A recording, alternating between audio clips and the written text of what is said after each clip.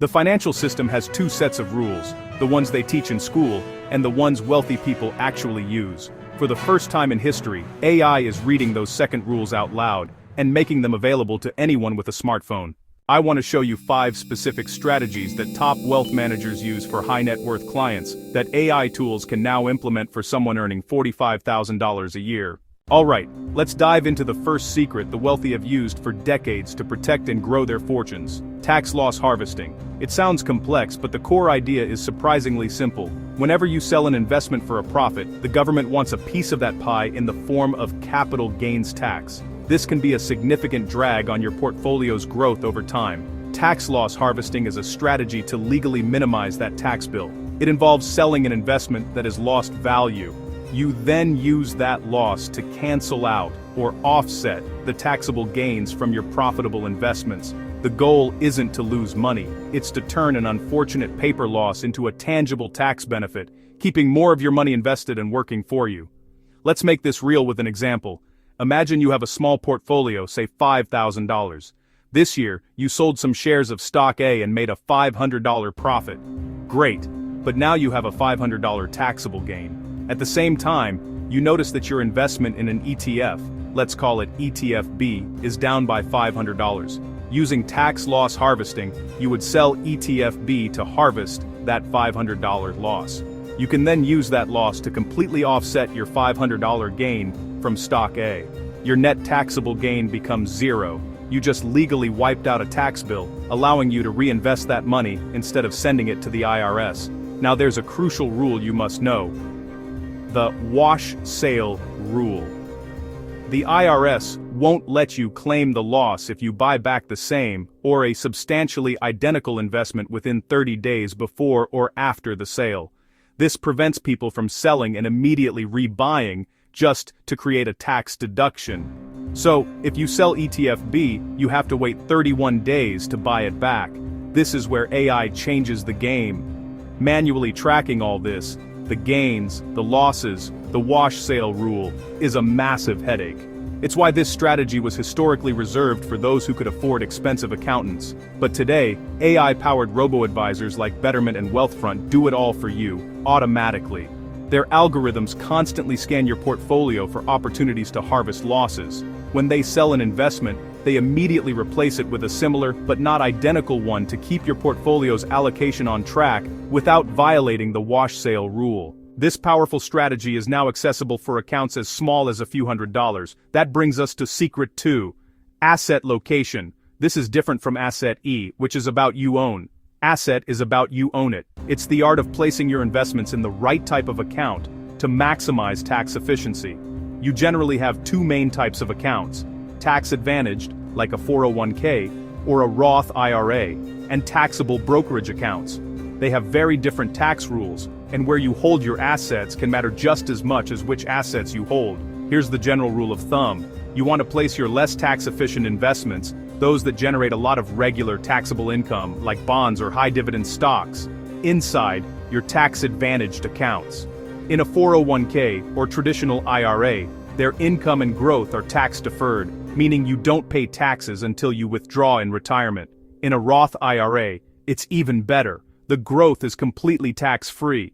Conversely, you should place your most tax-efficient investments, like growth stocks or broad market ETFs that you plan to hold for a long time, in your taxable brokerage account. Why? Because you only pay capital gains tax on these when you sell them. By holding them in a taxable account, you can control when you realize those gains. Plus, you can use strategies like tax loss harvesting, which we just discussed, something you can't do in an IRA or 401k. This optimization can add a significant boost to your long-term returns, what experts call tax alpha. And once again, you don't need a financial advisor to figure this out. Modern investing platforms use AI to analyze your holdings across all your accounts and recommend the optimal placement for each asset. With the click of a button, the AI can execute trades to shift your assets into the right locations, ensuring your entire financial picture is working as efficiently as possible. It's another powerful, wealth-building secret, now fully automated and available to everyone. Alright, let's dive into our third secret, and this one is a game changer for anyone who's ever felt their stomach drop during a market dip. It's secret 3, rebalancing on schedule, not emotion. Think about it. What's the natural human reaction when the market is soaring? Greed kicks in. We want to pile more money into what's working, chasing those returns. And when the market plummets, fear takes over. The instinct is to sell everything and run for the hills to stop the bleeding. This emotional roller coaster is precisely why most investors underperform the market. They instinctively buy high and sell low, the exact opposite of what you should be doing. The wealthy, however, operate differently. They remove emotion from the equation by rebalancing their portfolio on a fixed calendar schedule, say, every quarter or once a year. It's a non-negotiable appointment with their portfolio. Let's walk through a simple example.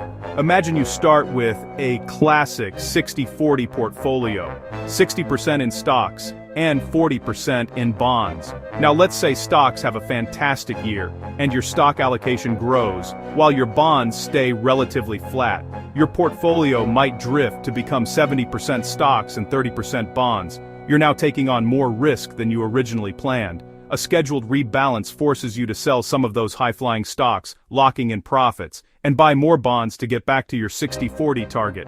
You're systematically selling high.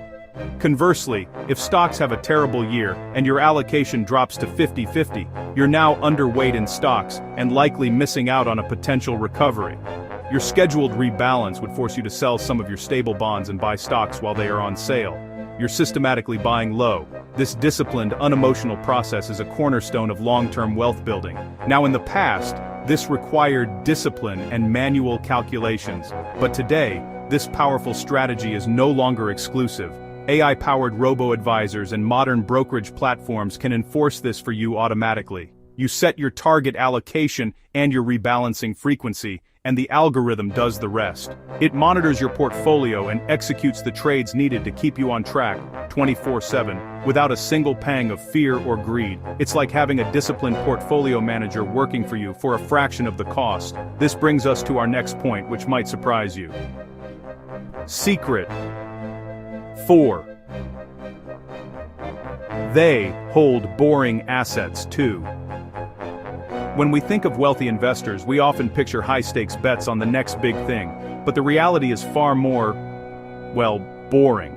The wealthiest investors understand that the foundation of a resilient portfolio isn't just about capturing upside, it's about protecting the downside.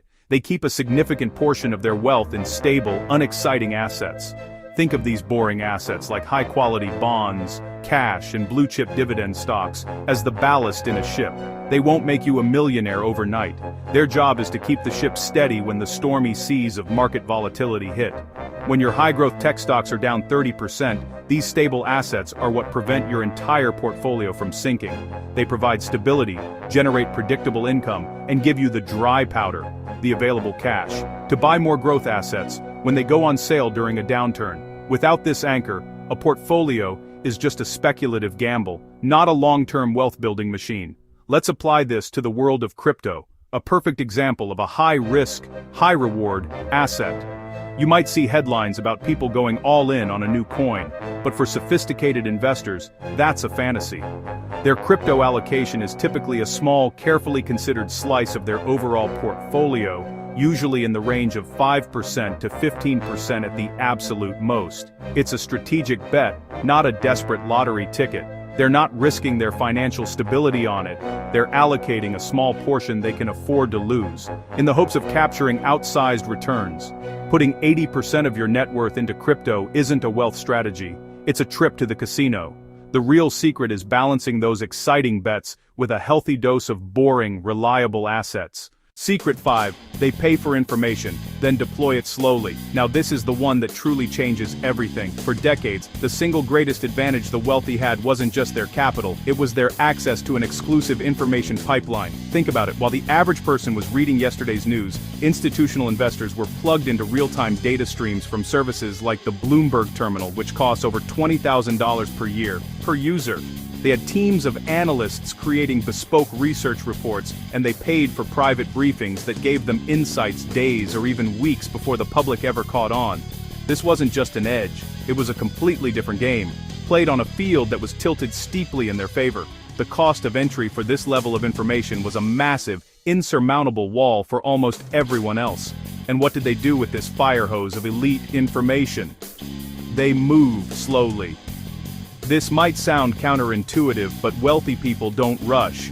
They don't react to the daily noise, the market chatter, or the latest trending hashtag. Rushing is a sign of fear of missing out. Their slowness is a sign of confidence. It's the confidence that comes from knowing your decisions are based on deep, thorough analysis, not on a gut feeling or a hot tip from a friend. They research carefully, decide slowly, and execute methodically. Their process involves gathering vast amounts of data, stress testing their hypotheses against different scenarios, and consulting with experts. They let the information settle, separating the signal from the noise. This deliberate pace allows them to act with conviction when the time is right, buying when others are panicking and selling when others are euphoric, because their actions are guided by a pre-defined strategy, not by market sentiment. It's a disciplined, almost clinical approach to investing. But here's the revolution. AI now gives regular people the same quality of research, for free or nearly free. That $20,000 a year information advantage is being democratized at an astonishing speed.